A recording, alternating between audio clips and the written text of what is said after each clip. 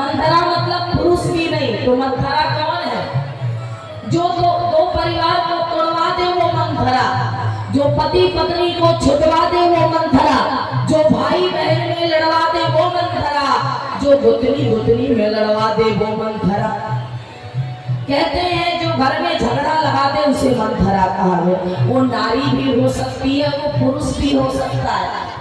आज मंथरा को पता चला कि प्रभु राजा बनने वाले हैं, तो मंथरा कौन है?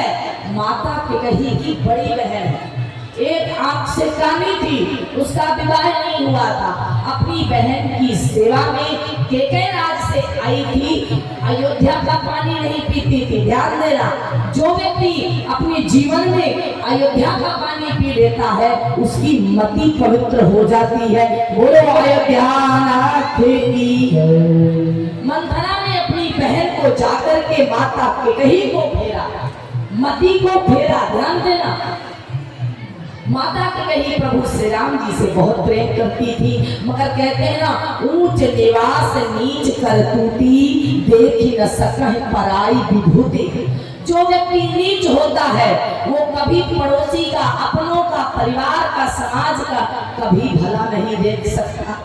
उसके कर्म भी नीच होते हैं। और इस प्रकार से राम ही छाड़ कुशल कहीं आजू, जही जले से जुबराज। मंथरा क्या कहती है कि यदि राम बेटा है कि क्या भरत बेटा नहीं है?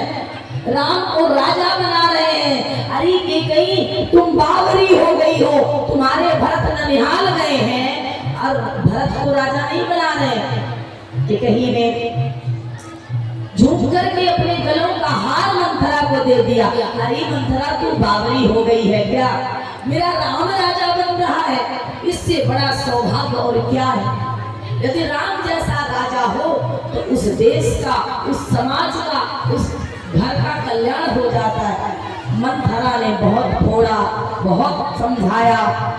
प्यारे ध्यान देना, जब कोई नहीं समझता ना, तो जब पड़ोसी को पता चलता है कि इसके घर में सुख शांति है तो क्या करते हैं? उसको बार बार बोलती, नहीं जानती हो तुम्हारी सास ऐसा बोल रही, तुम नहीं जानती हो, अरे तुम्हारी तो बहुरिया ऐसी बोल रही थी। ये मंथरा है, ध्यान देना, सावधान। जो व्यक्ति आपको आके ये बोल दे कि आपका परिवार ऐसा है वैसा है, तो उसको कहना जैसा भी है मेरा है। बोलो भक्तवत्सल भगवान की। मंथरा ने माता कैकेयी को बहुत फोड़ा, तब कैकेयी को लगा कि बात सही है। अच्छा लगा कैसे? ध्यान देना, भगवान की विवाह तक की प्रसंग आपने सुन किया। भगवान का धरती में अवतार क्यों होता है? देश, धर्म, नारी, गाय के रक्षा के लिए। देवताओं को भी लगा कि यदि राम जी राजा बन जाएंगे तो फिर रावण का संहार कैसे होगा? यदि राम जी राजा बन जाएंगे तो केवल अयोध्या का कल्याण होगा, तो संसार का कल्याण कैसे होगा? तो देवताओं ने जाकर के माता सरस्वती से प्रार्थना की। बोलिए सरस्वती मैया की। जाके मां सरस्वती से प्रार्थना की। या कुंदेन्द्र तुषार हारे भवला, या शोभ्र वस्त्राविता। जाकर के प्रार्थना की, हे सरस्वती मैया, जाकर के मंथरा के मति को फेरो, कैकेयी के मति को फेरो, दशरथ जी से बुलवाओ कि वनवास हो। अच्छा, दशरथ जी सबसे ज्यादा किससे प्रेम करते थे? माता कैकेयी से। सबसे छोटी थी, सबसे सुंदर थी। अच्छा, दशरथ जी की कितनी पत्नी थी? 3 नहीं थी भैया, डाउट है, चलो हम सॉर्ट आउट करेंगे। दशरथ जी की पत्नी 363 थी। कितनी थी? ये गूढ़ कथा। 363, जिनको एक बिटिया हुई थी शांताकारम भुजगशयनम, माता शांता, श्री दशरथ जी की पुत्री है। किसी को बच्चे नहीं हुए। ये 3 जो है, कौशल्या, सुमित्रा, कैकेयी, ये रानी नहीं, ये पटरानी थी। रानी कितनी थी? 363। पटरानी कितनी थी? 3। माँ कौशल्या, माँ सुमित्रा, माँ कैकेयी। इनमें से 363, 366 इनमें सबसे ज्यादा प्रेम दशरथ जी महाराज मैया कैकेयी को करते थे, क्योंकि कैकेयी जी की आयु भी कम थी, सुंदर भी बहुत, समझदार भी बहुत थे। और इतना ही नहीं, देवासुर संग्राम में जब दशरथ जी महाराज जी मूर्छित हो गए तो माता कैकेयी ने अपने पति की रक्षा करके युद्ध भी लड़ी है। ध्यान देना, हम अबला नहीं, हम सबला है। हिंदुस्तानी नारी का दम रणभूमि में दिखला देंगे, और रावण के सम बना तो लंका तेरी जला देंगे। भगवान की माता कैकेयी धुरंधर थी, क्योंकि चक्रवर्ती धुरंधर की पत्नी थी।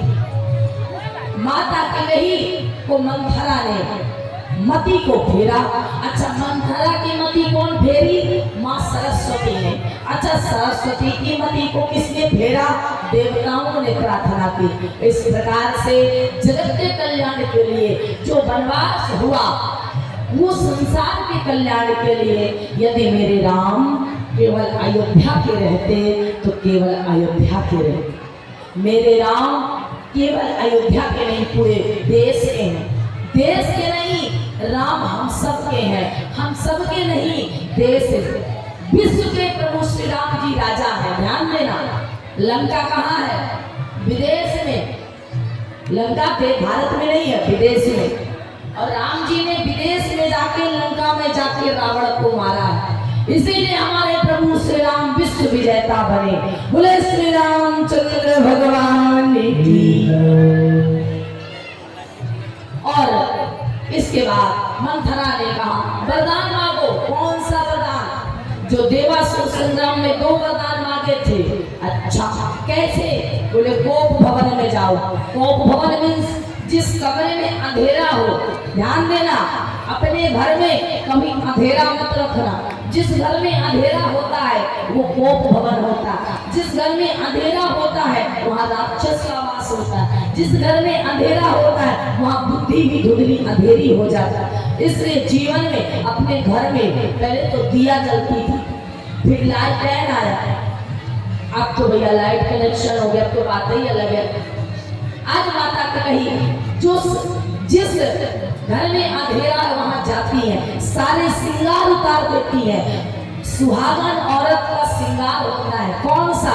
सिंदूर, कंगन, चूड़ी, साड़ी, काजल, मेहंदी। स्त्री को 16 श्रृंगार करना चाहिए, ध्यान देना। इसीलिए कहते हैं सुहागन। माता कैकेयी सुहागन है। आज पीले कपड़े पहनती थी तो आज काले कपड़े पहन ले। बालों को चोटी बनाई थी तो बालों को खोल लिया। ध्यान देना, सुहागन स्त्रियों को बाल नहीं खोलना चाहिए, खोलो थोड़ा बांध के। कुंडन, कंकन सब कुछ खोल दिया, श्रृंगार को खोल दिया। एक वस्त्र पहन के कोप भवन में चली गई। दशरथ जी आते हैं, कहते हैं कैकेयी जी बधाई हो, राम राजा बनने वाले हैं।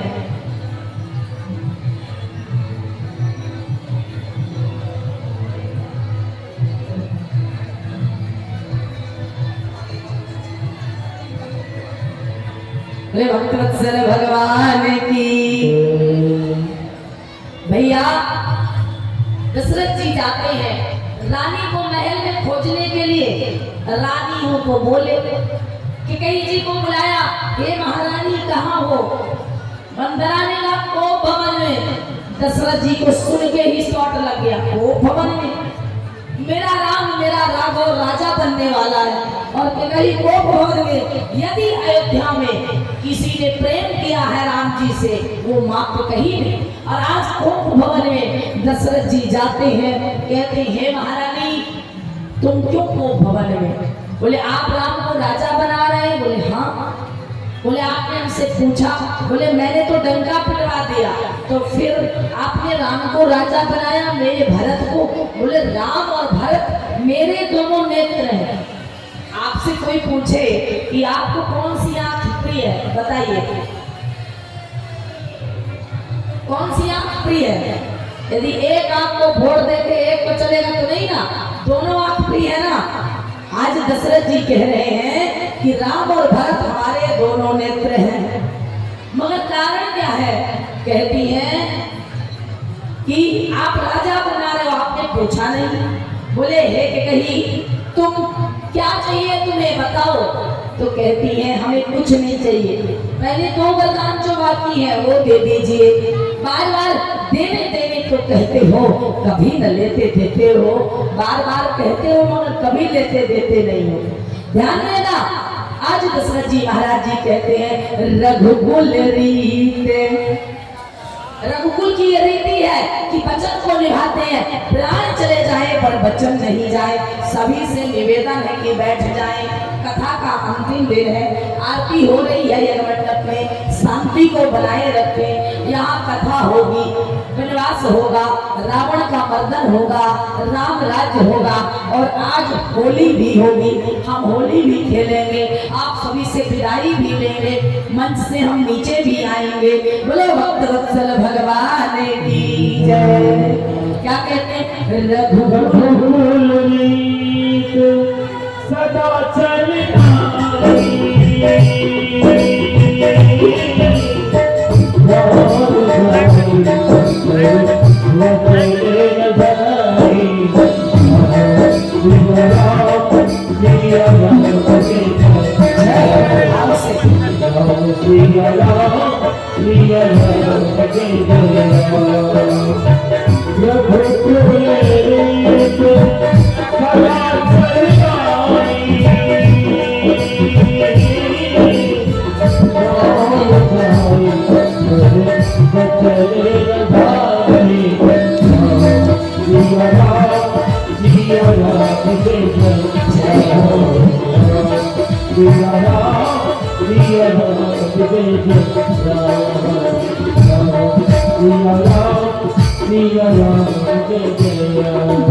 बोले वत्सल भगवान की।